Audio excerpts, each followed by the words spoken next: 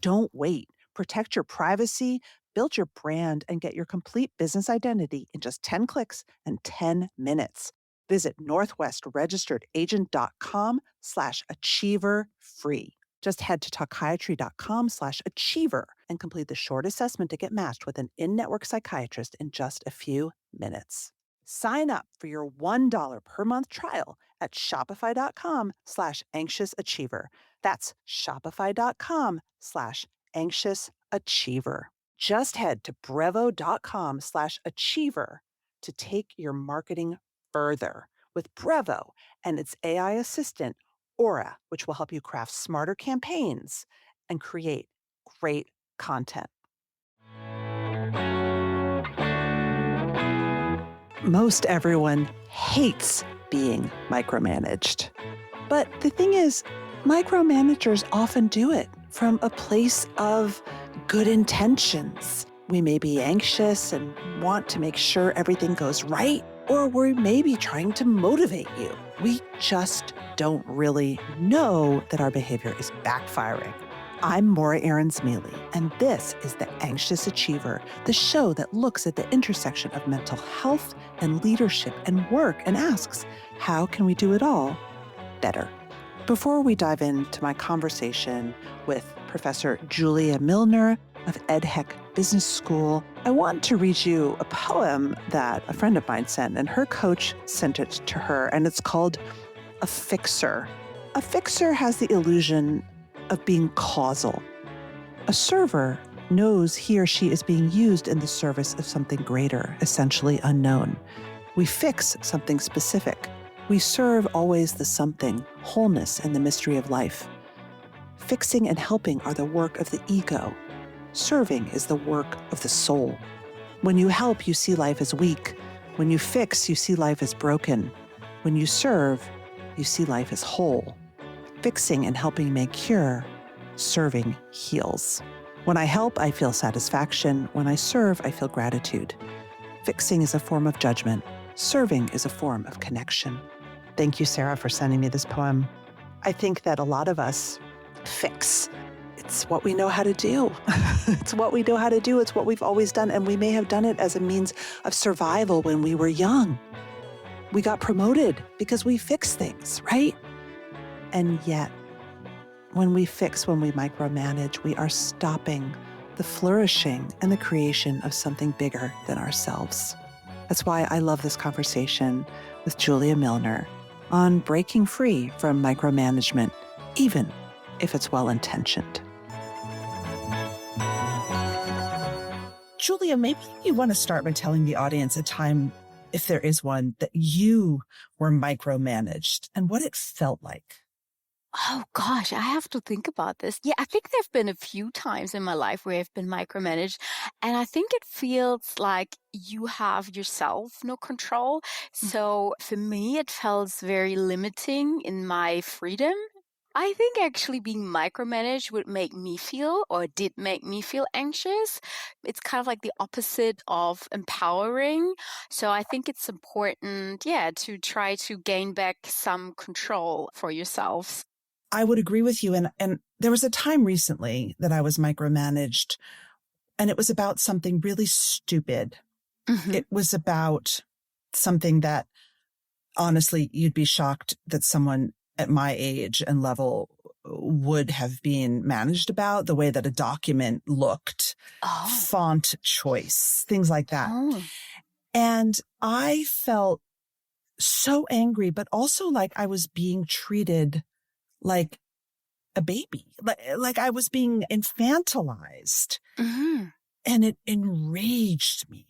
I guess anger can also be a reaction. I think it depends on where you're at right now. I think what I find interesting, I think we have to distinguish between being micromanaged and receiving maybe critical, constructive feedback.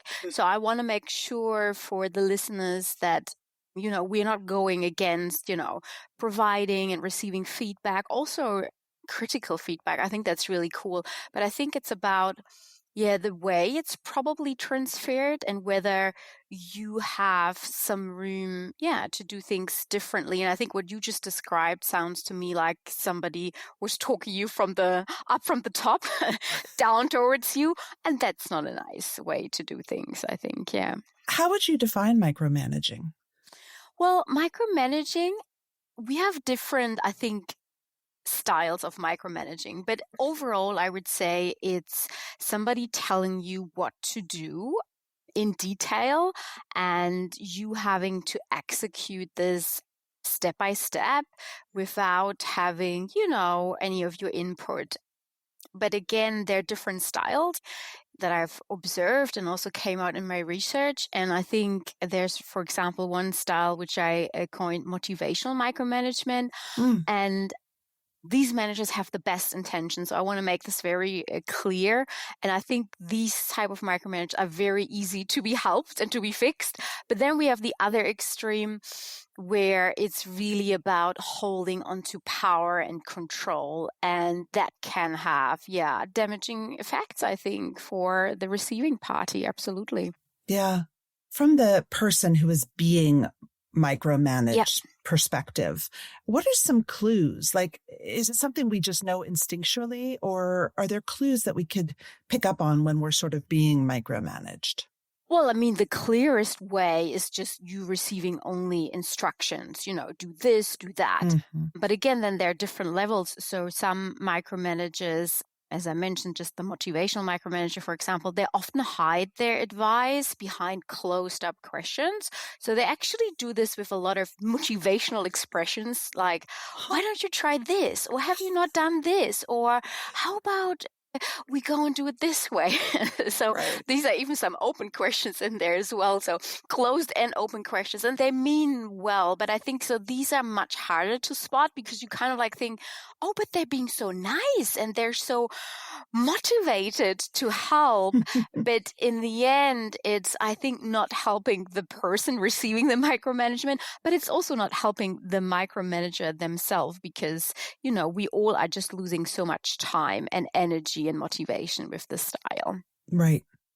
And it's so prevalent. In one of your articles, you cited that I've seen data that, around 80% of us have experienced micromanage. And the fact that most of us, 85%, complain of its negative impact on morale. Yeah. We hate it. But why is it so prevalent? Well, maybe let's, if it's okay, start with the part why we hate it. Yes, please. So I think it you kind of like can compare it with diets. So, that there's the latest fat diet out there. So somebody tells you, eat 20 grams of this at this time of the day, and then do that, and then do this. And you go like, oh, maybe that's the solution. Maybe that will, give me the solution to all my problems. And then you start doing it. And it totally doesn't work. Maybe you can hang on to it if you're very determined for half a day or maybe even a day, and then it completely backfires. And I think like this thought of, fad diets is kind of like the same as being micromanaged because, I mean, it's a bit of a stretch here, I know. But I always say this is like why leaders fail and diets don't work because diets micromanage you as well, So it's kind of like saying, this, and this, and this, very detailed. And that's not how your life operates. This is not how you work. And often, like employees or team members are much closer to an issue. So they're the ones dealing with the clients. They're the ones doing this. But then somebody else who's not even working closely on the project is coming and telling you, do it this way and then that way. Mm-hmm. And this is why it's not very motivating. But if we can bring in our own ideas, our own thoughts, our own perspective and say, okay, let me think through this and let me find a solution to this. And sure, I mean, we can all add, some stuff to it, but that's much more motivating. And so this answers maybe your second part, why we hate it so much. But why is it so prevalent? Well, I guess it's kind of like where we came from with leadership. So there was a time, where leaders had to be the expert, or at least they were promoted based on their technical expertise. So, for example, you're so good at doing this job, so hey, we're going to promote you, and hey, all of a sudden you have a team. And now you have to lead this team. But often we have not learned how to be leaders. And so it's not being really taught at school, it's not really being taught at, education further along. So it's all like kind of like learning by doing. And it's also, what role models did you have in front of you? And because of all of that, then we often end up in a situation where we want to be good in our leadership position. So how can we do this? Well, we do this by maybe giving advice and giving direction because, hey, what else are we in the leadership position for, right? That's right. We have to know the answers, right? Exactly. And so this is why I think it's so prevalent. And again, a lot of leaders are really good and have the best intentions. They just have not found the right techniques and tools to translate this, like their good intention, into good leadership behaviors. And this is where you can, do a little bit of work and have great outcomes. So I have a lot of hope. I think like a lot of these, like the large percentage of micromanagers can be so easily helped, and it's going to make a huge difference to the culture of the organization. What is the experience between anxiety and micromanaging? Do you mean from the receiving end or from the giving end? Giving. Let's start with giving. Let's start with giving.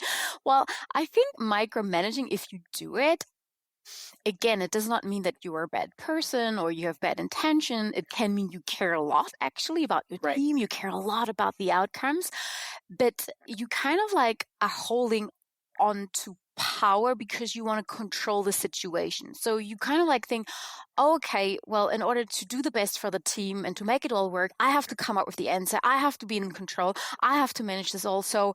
Let's just do this. Let's give advice and let's go ahead with it. And I mean, there has been some research from Winkler and colleagues, and they actually look into why do people give advice? And it turns out that we are like somehow caught in some we call like the advice trap, because people assume that receiving advice is motivating. So they think, oh, hey, if I give you advice, you will receive it and you find this cool. But it's actually not true.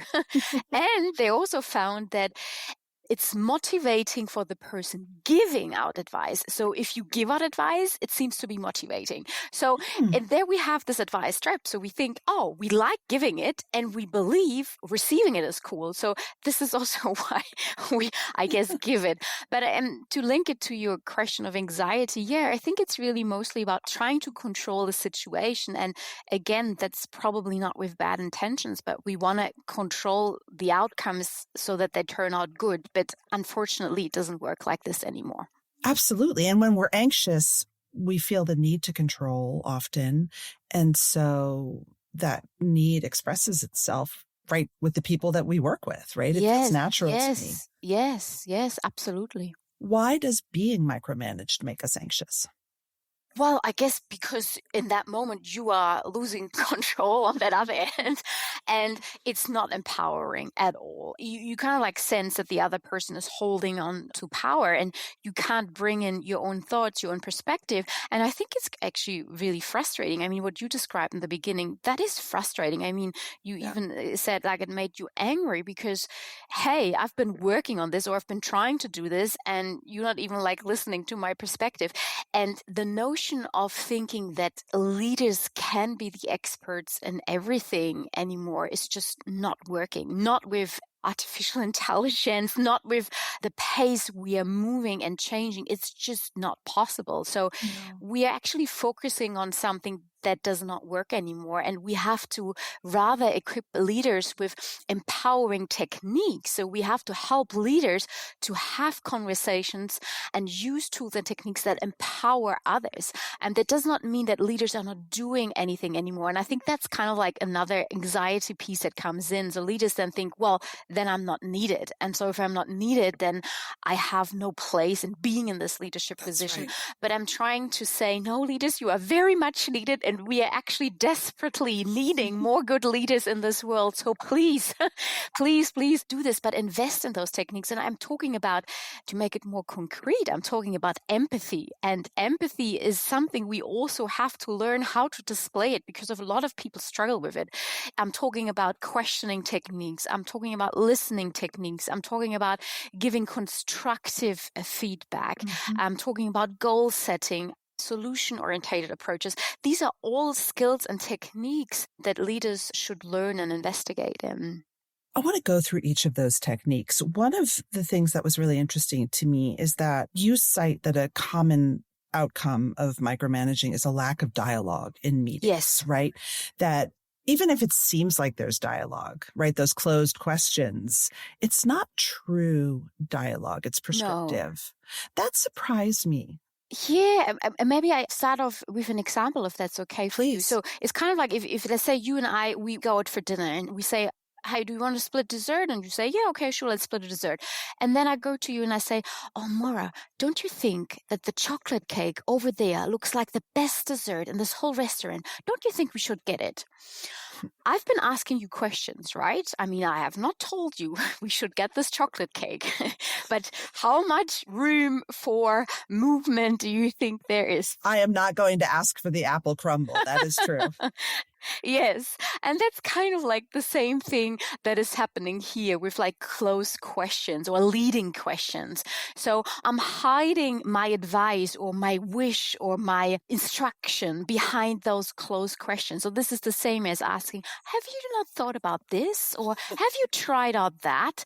And that's not a true dialogue. That is me hiding my direction behind questions. Well, but let me push back here for a sec, because sometimes that is an honest question. Have you thought about calling the vendor and asking them to push up their dates for a week? That's a question. No, for me, it's advice. You want me to call the vendor because you think it's a good thing for me to do, to call the vendor and to ask them to push it back. You're not asking me, hey, Julia, what do you think? What options do we have? Or, hey, Julia, what have you tried so far? Or, hey, Julia, what do you think matters for the client or the vendor? You do not actually let me include any of my experience, my thoughts, or my work that I have done on the project there. Would a better way to be, how do you think we should deal with this deadline? Have an honest dialogue and then say, have you thought about calling the vendor? I would even push or not back. Okay. So absolutely. I think that would be a great start to the conversation. And then I would say, let's listen. Let's first listen and let's really listen what comes up. Because how do we know that your suggestion of pushing the vendor back by a week is actually the best way to go about it? How do we know? How do you know? And as soon as you push that in, you are leading there. Now, I mean, we have to be careful here because not all situations are conducive to what I call of an empowerment dialogue. So if there's really, let's say, an emergency situation, or let's take this deadline and it's crucial for the project, and also you really need to tell me that this needs to happen, but then tell me that this needs to happen. Then don't hide it behind a closed question, Then rather explain and be transparent about your motivation. So, then rather say to me, as a leader, hey, look, this is the pressing deadline. At the moment, I can't have any other way, but we have to push this back. And then at least, include me into how do we best approach the vendor to tell them that we have to push it back, But then you are at least transparent about this. But other than that, you are just, like you're hiding it and you're actually hindering the true dialogue. So yes, ask an really open-ended question. Be really interested and curious about the perspective of the other person. Then listen truly what comes up and then go with that. And if you have to add in your perspective, then say it and express it and be transparent about that. And if you have limiting, influencing factors, then also be transparent about this. There's a lot more to your business than what you actually sell. Your business identity is everything that shows what your business is about, from what customers see to what they don't see, like operating agreements and compliance paperwork. And yes, if you're going to be successful, you need these things. Get more for your business, more privacy, more guidance, and more free resources to start and scale with Northwest Registered Agent. They've been helping small business owners and entrepreneurs launch and grow businesses for nearly 30 years. They are the largest registered agent and LLC service in the US with over 1,500 corporate guides. And these are real people who know your local laws and can help you in your business every step of the way. And trust me, you're going to need that. So build your complete business identity fast with Northwest Registered Agent and get access to thousands of free resources, the forms you need, and step-by-step guides, even without creating an account. And with Northwest, privacy is automatic.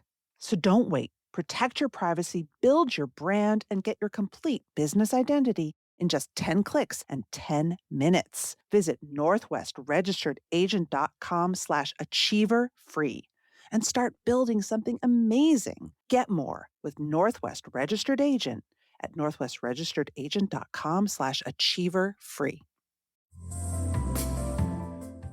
Are you ready to take your business's marketing to the next level? Meet Brevo, the all-in-one marketing and CRM platform built to help you connect with customers, boost engagement, and grow your business smarter. With Brevo, you can manage all your customer interactions in one place, nurture leads with their built-in CRM, reach your audience through email and SMS, and keep them coming back with powerful automations. But here's where it gets really cool. Aura is Brevo's AI assistant. And Aura helps you craft smarter campaigns by suggesting personalized content, optimizing send times, and even analyzing performance data to help you improve your strategy in real time. It's like having a marketing expert on your team 24/7. And of course, Brevo offers advanced analytics, seamless integrations, and AI driven personalization, which is everything you need to create multi channel campaigns that hit the mark every time. Get started for free today or use code Achiever50 to save 50% on starter and standard plans for the first 3 months of an annual subscription. Just head to brevo.com/achiever and take your marketing further with Brevo and Aura. Shopify is the commerce platform behind millions of businesses around the world and 10% of all e-commerce in the US. Did you know that? And the thing that I love about Shopify, as I'm a pretty good shopper, is that it makes it easy and secure. You're busy, you're shopping, you find something online, you click to put it in your cart, and then you have to enter all your credit card info, but you don't have your credit card. It's downstairs or in another room, and you're feeling lazy. You think, I'll do it later. You don't do it later. Now, if you're a vendor, you've just lost a customer, but not if you use Shopify. That little purple pay button makes all the difference because it's one click and you've purchased. Simple as a tap on your screen. And Shopify works with some of the biggest household names to brands getting started. So if you want to sell online, Shopify is a great solution for you. Get started with your own design studio. There are hundreds of ready-to-use templates, and Shopify can help you build a beautiful online store that looks like you. It's like having a marketing partner in your pocket. It can help you get the word out, create email and social media campaigns. It makes you more efficient, whether you're uploading new products or trying to improve existing ones. Shopify is packed with helpful AI tools that write product descriptions, page headlines, and even enhance your product photography. And Shopify helps you find your customers with easy to run email and social media. They have 24/7 award-winning support, and you can tackle all those important tasks in one place, from inventory to payments to analytics and more. You don't need multiple websites. You don't need to figure out who's hosting what. Everything is all in one place, making your life easier as a vendor and making my life easier as a purchaser. So, see fewer carts go abandoned and more sales go with Shopify and their Shop Pay button. Sign up for your $1 a month trial today at shopify.com/anxiousachiever. Just go to shopify.com/anxiousachiever. That's shopify.com/anxious achiever. So let's come back to the points that you make. You've written that merely telling your manager, please stop micromanaging me, doesn't help. No. So you have tips from your research that you've developed, and I'd love you to go through those and tell us why this methodology can be helpful. Well, I think, just telling somebody to stop a behavior they're not even really aware about Right. can be quite offensive. So I think there are lots of ways to approach it. So first of all, you can give positive feedback when your leader actually does include you or does empower you. So I would first of all start by, hey, I really liked it when you asked for my perspective, or that's really cool when you were asking me that open-ended question, or I really appreciate. So I would go first with some positive highlights.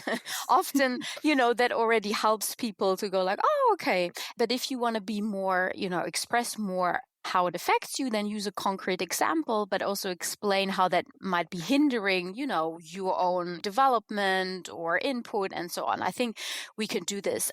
But I would always start with, hey, do you mind if I give you some feedback regarding the last project? So, you can also, as a team member, go in and offer you feedback, because then you also know, is it a good situation? Because sometimes if your boss is totally under stress and has a million things and you go like, hey, I want to now talk to you about this, then they're not very receptive to it. So this is what I would do. But again, we have to, I think, distinguish between more the motivational micromanager, which is, by the way, often really willing and keen to learn, to change, to grow. They want the best for their team. So they're actually really open to it. So what we're talking about is like empowering techniques, coaching techniques, so leaders using coaching techniques.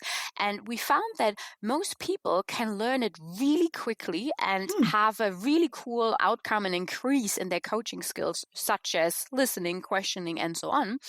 But most of them actually had to learn it. So it was very rare that somebody is, naturally gifted. Yes, it's easier for some than for others. Right. But most actually had to learn it. And you learn it best by trying it out, observing and analyze your own communication interactions. For example, by, recording it, video recording a short sequence with the permission of the other person, of course, and then analyzing it and then trying it out again. And of course, being open to some new techniques and, going through them and learning them. But yes, it's absolutely possible to do this very quickly.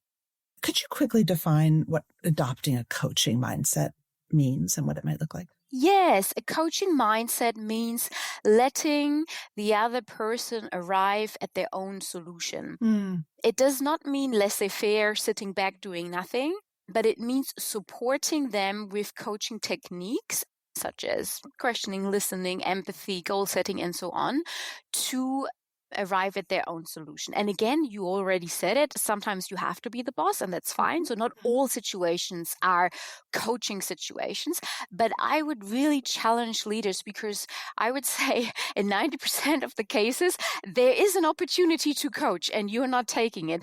And leaders are often not taking it because they say, oh, I'm time poor, or I have to be in control, or this is what I'm the boss for. But these are what I would call thinking errors, because if you are constantly in the micromanaging mode, even if it's the motivational micromanaging mode, you are actually losing time, because you're creating bottlenecks. For every little decision making, people have to come to you, so you have no time to focus on strategic tasks. So I think it's much wiser to invest into these coaching techniques, which might take a little bit of time in the beginning, but then you will long-term save time. One of your other pieces of advice from your research is to be specific and clear about what you want from your manager, the person who is micromanaging. Again, I think not every leader is aware that they are micromanaging. So I think if you can be more specific what you need from them, it actually helps to create this dialogue. So for example, you can go in and say, hey, I want to run an idea by you. Would it be okay if you just listen for 2 minutes and then please ask me one open-ended question with what is unclear, or ask me one question that helps us trigger the benefits. Or, I think it helps sometimes to to give a little bit of an instructional manual so that the other person has an opportunity also to see how it could be differently and how it could help you. And then again, give the positive feedback. If that helped you, mirror that back and say, hey, that was really cool. Your question really helped me. Appreciate it, because I was able to, share my viewpoint or whatever it is. Yeah. Wow.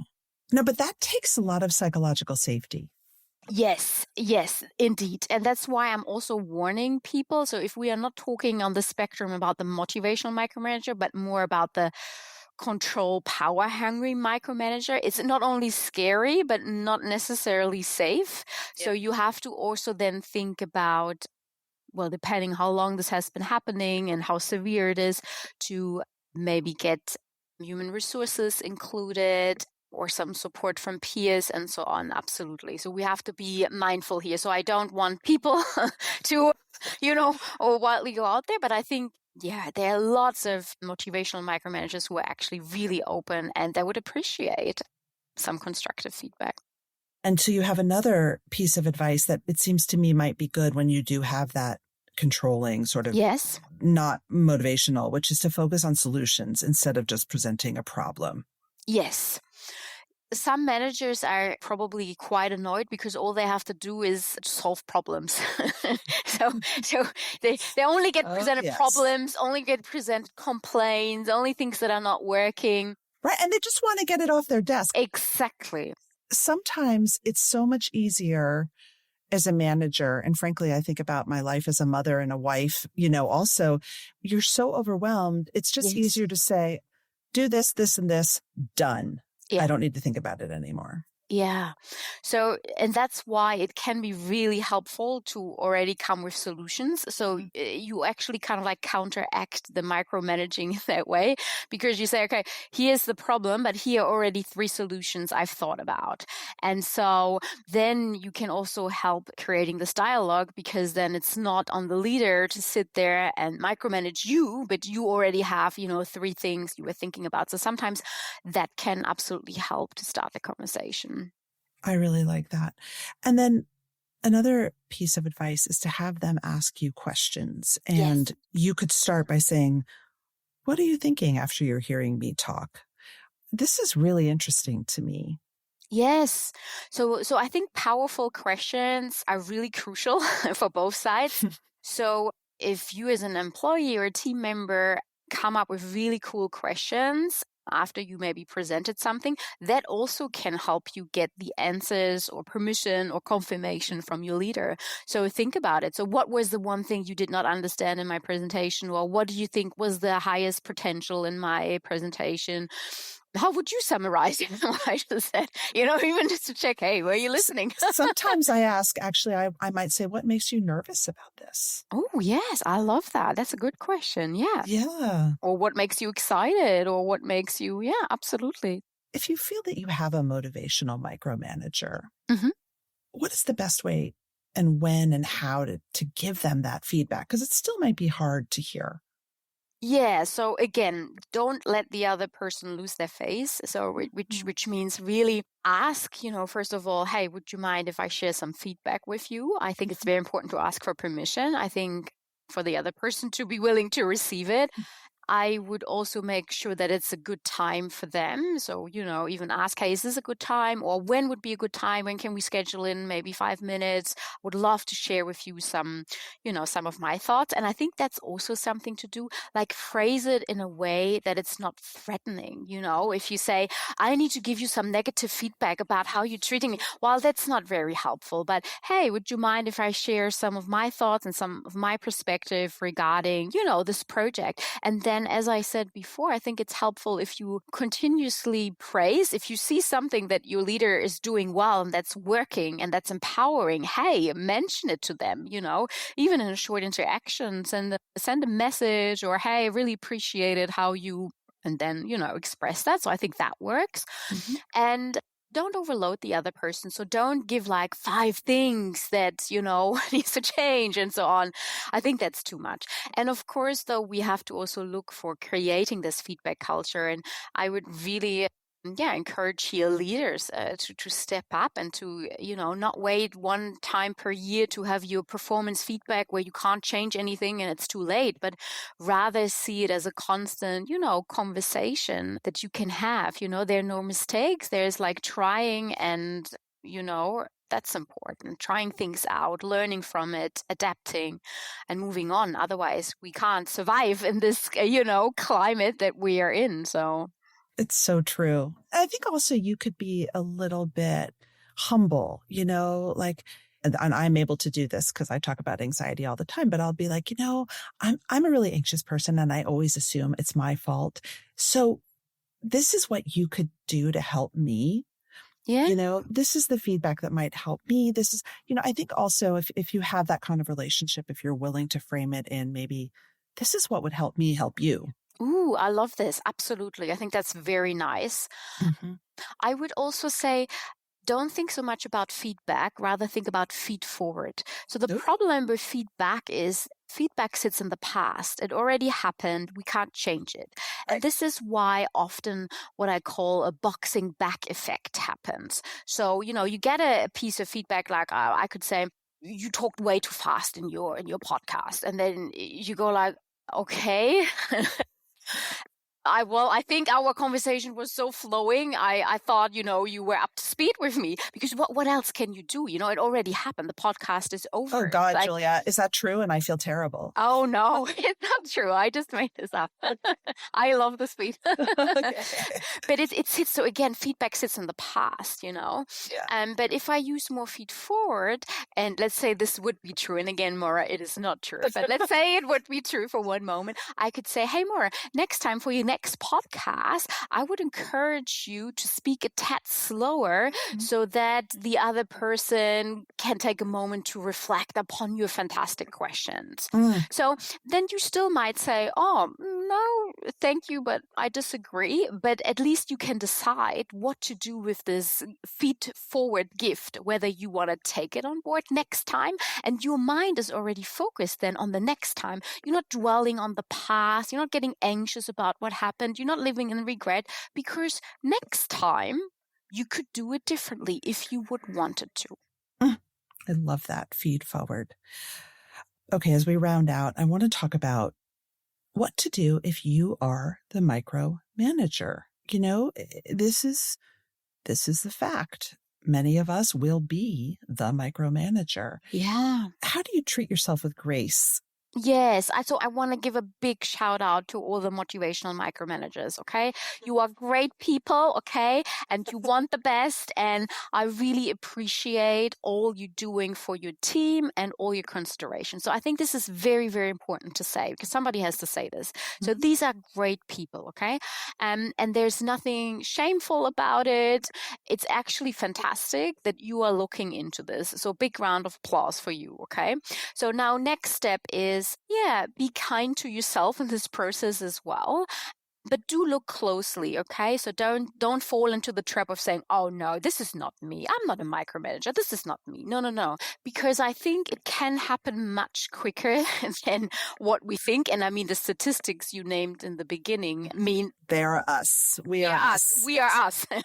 And then really invest into just learning these smaller skills, and how you do it, it's totally up to you. Maybe you want to read a book, maybe you want to listen to a podcast like now, but I think it's all about also asking for feedback, or feed forward, as we learned today.